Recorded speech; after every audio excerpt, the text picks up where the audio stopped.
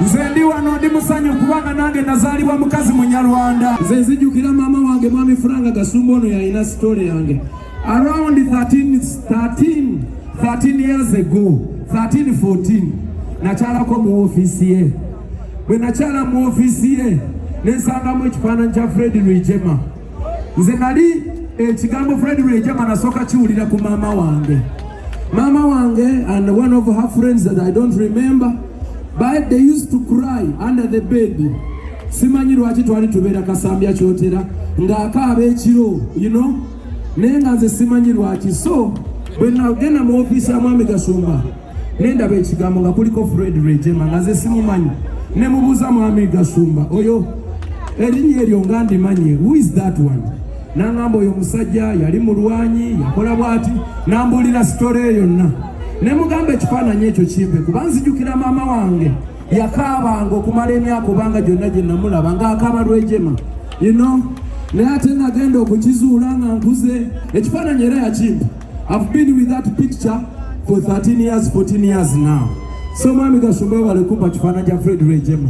Naye nagenda okizuula nga baali bakulira Western Brigade ne Mwami Chief Ali, that they were best friends like this. Kale, I'm very happy we ampe ekifaananyi ekyo, and after all bwe namala okibizuula ebyamuze Chief Ali ne connecting wires, I thank Gasumba for giving me the picture of Fred Rwigema.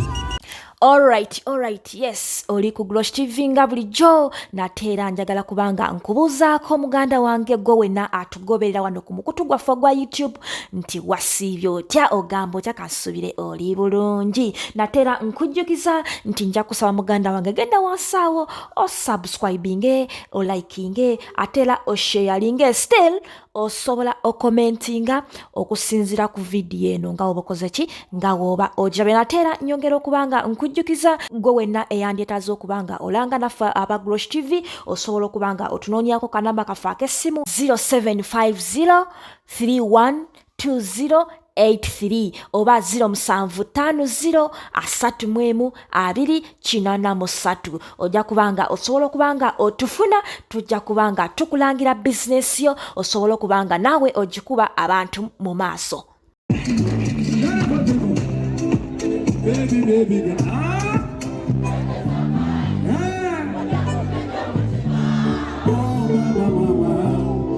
Subiri nyingi chomboga, bigambo bingi bobisengeka, eno wiki ya makumbula. Subiri nyoliko, nage bai kujendimu, ombira, ndaga kumukono! Isa wike, rotating, so baby reset it, jagala mind to refresh, yeah. Eno wike, so baby reset it, jagala mind to refresh, yeah. Together. People elevate, people concentrate, I forget the past,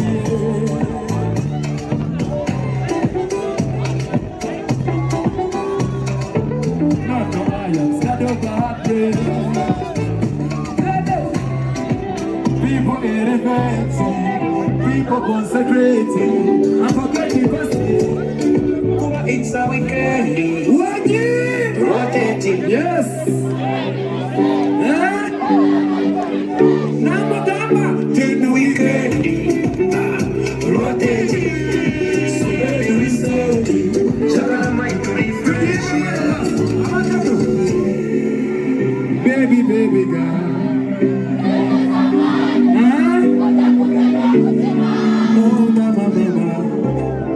Subiri nyingi jombuga, bigambo bingi bobisengeka, eno wiki ya makumbula.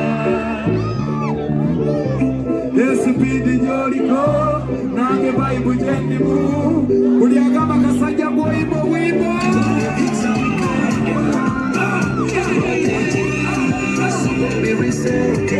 Jagala mind to refresh. Oh my God, eno wiki.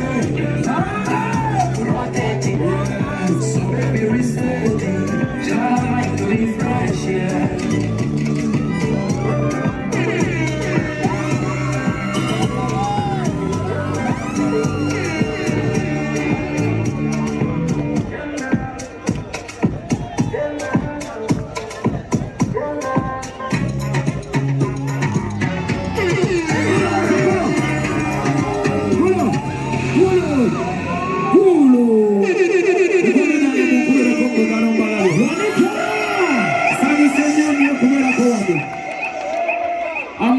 to be here on this event. Bade sarana event mujikole nga buli mwaka. Please do it every year. Bade saba mukubire ko mwami Gashumba mu ngalo. Yebale kutegeka mukolo guno. Yebale nyoye bali ddala. Bade saba mukubire ko n'abakulembeze bonna abatwala community eno mu ngalo. Bakubire ko mu ngalo. Yebale nyoye bali ddala. Mama Alice Kaboyo n'abalala mwenna abakwataganya ekintu kino. Many people. Mwebale nnyo mwebalire ddala. Nze ndi wano ndi musanyu kubanga nange nazaalibwa mukazi Munyarwanda. Si bwe kiri?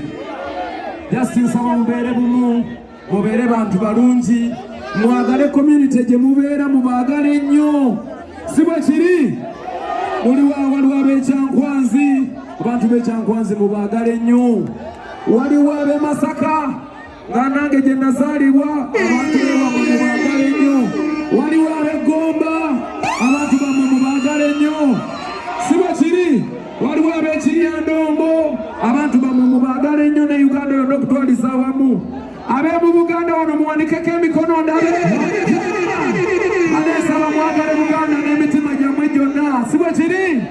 Kubanga yetuzadde. Bwe kiri? Nze nzijukira mama wange Mwami Franga Gasumba ono yalina story yange. Around 13 years ago, 13-14, nakyalako mu ofisi ye. Bwe nakyala mu ofisi ye, nensangamu ekifaananyi kya Fred Rwigema. Nze nali ekigambo Fred Rwigema nasooka kiwulira ku maama wange. Mama wange and one of her friends that I don't remember, but they used to cry under the bed. Simanyi lwaki twali tubeera Kasambya Kyotera ng'akaaba ekiro, naye nga nze simanyi lwaki. So bwe nagenda mu ofiisi ya Mwami Gashumba nendaba ekigambo nga kuliko Fred Rwigema nga nze simumanyi. Ne mubuuza Mwami Gashumba, oyo erinnya eryo nga ndimanyi, who is that one? N'angamba oyo musajja yali mulwanyi yakola bw'ati, n'ambuulira sitole eyo yonna. Ne mugamba ekifaananyi ekyo kimpe kuba nzijukira maama wange yakaabanga okumala emyaka obanga gyonna gye namulaba ng'akaaba Rwigema, naye ate nagenda okukizuula nga nkuze ekifaananyi era yakimpa. I've been with that picture for 13 years, 14 years now. So Mwami Gashumba wale kumpa kifaananyi kya Fred Rwigema. Naye nagenda okizuula nga baali bakulira Western Brigade ne Mwami Chief Ali nga they were best friends like this. Kitegeeza maama wange bye yali akaaba yali abitegeera. Waliwo ensonga zaabwe. Si bwe kiri? Kale I'm very happy bwe yampa ekifaananyi ekyo, and after all bwe namala okibizuula ebyamuze ekyefali ne connectinga wires, I thank Gashumba for giving me the picture of Fred Rwigema. Thank you so much, sir. I still have that picture. Enkyanja bakwatira ekifaananyi kibalage because kinzijukiza maama wange. Maama wange was a very beautiful Munyarwanda woman, very beautiful.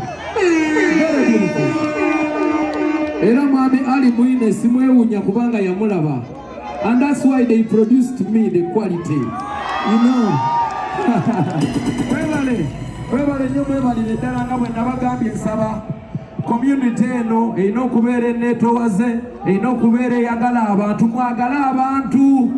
Okitegeera? Temuba bantu basosoze, Katonda tayagala basosoze. Katonda takalogona na basosoze kuba yatonda ensi yonna. Mugende mwagale baganda bamwe no matter which tribe, mwagale nnyo. Ate n'obafumbirwa mubafumbirwe mu mikisingo omubisaayi. Okitegedde? Ensi bw'etyo bw'omikisinga olina ky'ofunamu. N'abasobodde okutambulira ewamu nakyo kikola. Si bwe kiri? Naye nga bambi mwagale abantu bammwe. Mwagale nnyo Uganda, naye okusingira ddala mbeegayiridde mwagale nnyo Pulezidenti Yoweri Kaguta Museveni. Mumwagale nnyo n'emitima gyammwe gyonna kubanga nze mbabuulira olw'akanyindo kange akatono nakulanga ne baganda bange mu ghetto nga baŋŋamba ebigambo twalyanga nammwe, simanyi mwagira kuwaya mwakola mutya. Naye Pulezidenti Museveni tasosola, alinga Katonda. Katonda yatonda amawanga gonna nga yamanyi. Ayagala ono aleeta amata, oli aleeta ettooke, ono aleeta muwogo, oli aleeta obulo, abantu balye emmere enseekule. Oyo ye Katonda. Yali amanyi buli omu kyasobola okukolera munne. Kyova olaba ffenna yatuleeta ku nsi ne tukola ki? Netubaako ekyokubiri mukubireko kyefaali mu ngali yaleeta omusajja emwamuli eddano siwe kiri badde nsaba buli ali wano tuwanike omukono tutendereze Yoweri Kaguta Museveni ate mumunondere ng'ennaku z'omwezi 15 wanika mukono